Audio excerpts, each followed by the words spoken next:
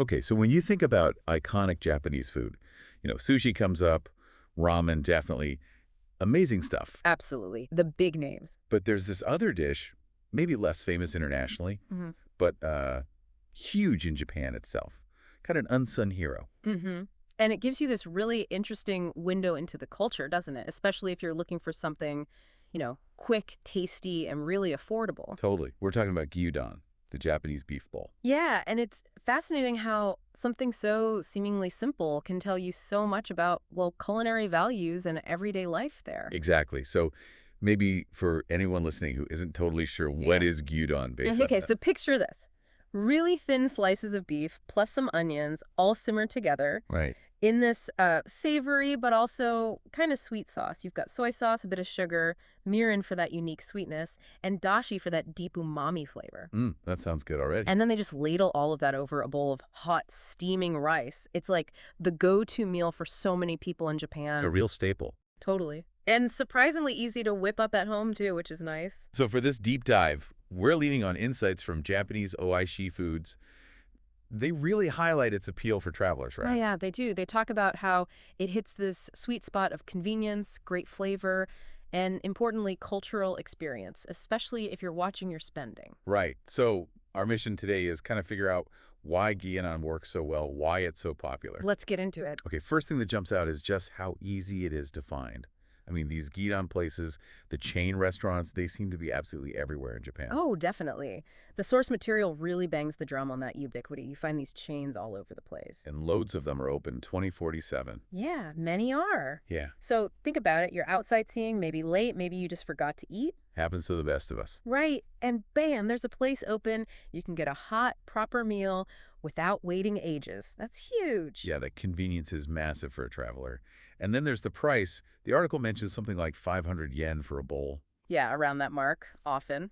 Which, let's be honest, in Japan, which can feel pricey. It can, yeah. That's incredibly budget friendly. It kind of democratizes eating out in a way. What do you mean by democratizes? Well, it means a really good, culturally significant meal isn't just for people splashing cash. It makes that authentic taste accessible to, well, almost anyone. That's a great point. It challenges that idea that Japan has to be expensive. Exactly. It shows you can eat well, eat authentically, without breaking the bank. Okay, so it's cheap, it's fast. You might think maybe the taste isn't all that. Ah, but that's where Gyudon surprises you. The sources point out it has this really quite deep, satisfying umami flavor. Right, from that simmered sauce you Mhm. mentioned. Mhm. The soy, sugar, mirin, dashi combo. Precisely. Those ingredients together create something that's, savory, but with that hint of sweetness. It's really well balanced. It's more than just like salty beef. Oh, much more. It reflects that Japanese cooking principle of drawing out natural flavors, creating depth even in simple dishes. It's clever. And it's not just one single guidon experience either, is it? The article talks about the big chains having their own styles, like Yoshinoya. Yeah, Yoshinoya is kind of the classic, the OG maybe. They have that traditional sweet and savory sauce profile. And they've been around forever, right? Since the Meiji era. Way back, yeah. So eating there is like getting a little taste of history. Plus, they're known for being super fast. Good for impatient travelers. Exactly. Then you have Sukiya. Ah, yes. They seem to be the ones with all the toppings. Cheese, kimchi. That's their thing. Variety. Lots of customization options. Does adding, like, cheese change what gyudon is, fundamentally? That's an interesting question. I think Sukiya shows how a traditional dish can adapt, appeal to different tastes, keep things fresh. It's irrelevant. Right, without losing that core beef and rice identity. And they have tons of locations, too, so easy to find. And the third big one mentioned is Matsuya. Mm-hmm. Matsuya is known for giving you free miso soup with your gyudon. Oh, nice. That feels very Japanese set meal. It does. It makes it feel a bit more complete, and they often use those ticket machines for ordering. With the vending machine thing? Yeah, which is common in lots of casual eateries there. It's another little cultural insight for visitors. Plus, Matsuya usually has a wider menu too, beyond just gyudon. So lots of choice, even within the gyudon world. And the article mentions newer variations too, like putting an onsen egg on top. Yeah, or cheese, kimchi, like at Sukiya, sometimes other stuff. The onsen egg, that soft-cooked wobbly egg, is pretty popular. Sounds delicious. And it shows the dish is still evolving. You even see, like, health-conscious versions now. Oh, really? Like what? Things like Yusarada Teishoku, which is basically the beef and onion topping served on a plate, maybe with salad, but without the big bowl of rice. Lower carb. Interesting. Or salad gyudon. Yeah, lighter options. It shows Gyudon is adaptable. It moves with the times and different dietary needs. Okay, so beyond just tasting good and being easy to get, the article suggests Gyudon offers a bit of a cultural lesson, too. Yeah. It mentioned the one soup, one dish idea. Ah, yeah, Ichiju Isai. Can you unpack that a bit? Sure. It's Yeah. kind of a basic principle in traditional Japanese meals. The idea is a simple, balanced meal, often built around rice, a soup, and one main dish. And Gyudon fits that. Perfectly. You've got your carbs from the rice, protein, and veg from the beef and onions. It's a complete little meal in one bowl. Simple, balanced, efficient. And then you have the condiments, right? The little pots on the counter. Exactly. Like shichimi togarashi. The 7-spice blend adds a bit of heat. Yeah, a nice little kick. And benishoga, that bright red pickled ginger. Right. That adds a sharp, refreshing contrast. It does. And adding those is part of the experience, Yeah. you know? Customizing your bowl just how you like it. It's a little ritual. And the restaurant setting itself counter seating, maybe those ticket machines we mentioned. Yeah. That's part of the cultural experience, too. Definitely.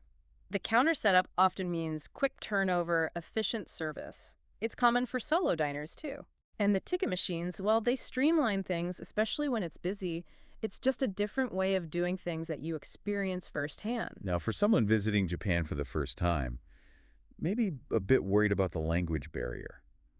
Ordering food can feel daunting. Sure, it can. But the source suggests Gyudon places are actually pretty easy to navigate. Yeah, that's a big plus they highlight.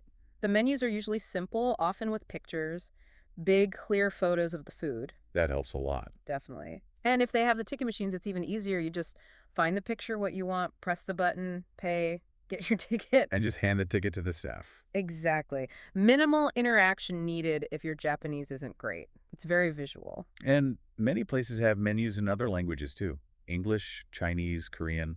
Increasingly, yes, especially in tourist areas. They make it quite accessible. Plus, the service is super quick. Incredibly fast, usually. You order, and your food often arrives within minutes. Perfect if you're trying to pack a lot into your travel day. No long waits, just good food fast. Pretty much. Okay, so it's clear Gyudon is great in Japan. But what if you get hooked and want it back home? The Japanese OISHII foods piece mentions that too, yeah. It does. It points out that you can actually get a pretty authentic Gyudon experience at home now How so? through frozen options. Japanese frozen food technology is actually really advanced. So the frozen stuff is actually good. Surprisingly good, yeah. They figured out how to freeze the gyudon components, the simmered beef and onions, so they retain their flavor and texture really well when you reheat them. And the article mentions specific brands, like you can get frozen Yoshinoya or Matsuya. Exactly. You can often find those online, maybe on Amazon or at Japanese Asian specialty stores. Lets you recreate that specific chain's taste. Wow, okay. So you can basically import that flavor. Pretty much. It's super convenient, usually just needs microwaving or boiling in the bag. Easy way to get your fix. And they even recommended a specific type of rice. Something about koshike curry. Yeah, Sato's Rice, Niigata Koshikari. It's a well-regarded brand of pre-cooked Japanese rice that you can just microwave. So you can get the proper rice easily, too. Right. They're saying, use good rice. It makes a difference to the whole experience. You can basically assemble a pretty authentic bowl right in your kitchen. That's fantastic. So any final tips for someone trying Gyudon, whether it's their first time in a restaurant in Japan or using one of these home kits?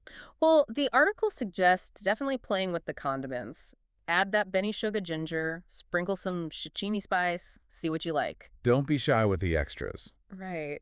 And maybe try adding a raw or soft-boiled egg on top. Cracking an egg into the hot beef and rice is a classic move. Ooh, okay. Makes it richer. Yeah. Or have a simple side salad. And don't forget takeout. Most chains offer it, so you can grab a bowl and eat it back at your hotel or wherever. Great tips. Okay, so let's try and sum this up. What's the big takeaway from our deep dive into Gyudon? I think the main thing is that Gyudon is way more than just cheap fast food. It's this nexus of affordability, real convenience, and genuine satisfying flavor. And a cultural window, too. Absolutely. It offers this incredibly accessible way into Japanese food culture. The ordering is easy, it's everywhere. You can even make it at home now. It's a fantastic starting point. Yeah, it really does sound like a perfect entry point. No fuss, no intimidation, just a delicious, authentic taste of everyday Japan, Hmm. whether you're in a busy Tokyo spot or heating it up at home, Exactly. You're getting a little slice of Japanese culinary life. which makes you think, doesn't it? Hmm. Well, it leaves me wondering, how can such a, fundamentally simple dish like a beef bowl capture so much about a country's food culture, its values, its pace of life? That's a great point. And it makes you think, what other seemingly straightforward foods out there from anywhere in the world might have that same kind of hidden cultural depth just waiting for us to explore?